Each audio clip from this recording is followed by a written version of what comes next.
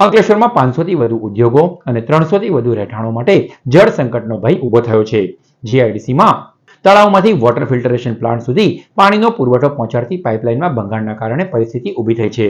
અંકલેશ્વર જીઆઈડીસીમાં એક પછી એક 4 સ્થળેથી પાણીના પાઇપલાઇનની લીકેજની સમસ્યા સામે આવતા તંત્ર દોડતું થયું છે. તપાસ દરમિયાન અંકલેશ્વર જીઆઈડીસી તળાવથી વોટર ફિલ્ટરેશન પ્લાન્ટ સુધી પાણી પહોંચાડતી લાઇનમાં આ ભંગાણ સામે આવતા ચિંતા ઊભી થઈ છે.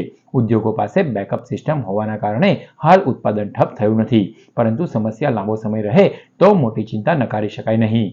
અંકલેશ્વર ઉદ્યોગ મંડળના જણાવ્યા અનુસાર યુદ્ધના ધોરણે સમારકામ હાથ ધરી સમસ્યા વિકરાળ સ્વરૂપ ધારણ કરે તે પહેલા તેને હલ કરવામાં આવશે. અંકલેશ્વર મેન તળાવમાંથી આવતી પાણીની લાઈન જે ફિલ્ટર પ્લાન્ટમાં આવે છે એ 900 ડાયાની એમએસની પાઇપલાઇન છે, જે 50 વર્ષ જૂની છે.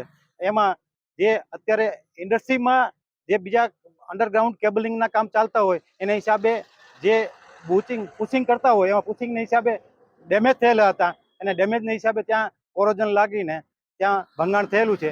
4 જગ્યાએ ભંગાણ થયેલું હતું. 6 તારીખે સાંજના 8 વાગ્યાની આજુબાજુથી આ કામ ચાલુ છે.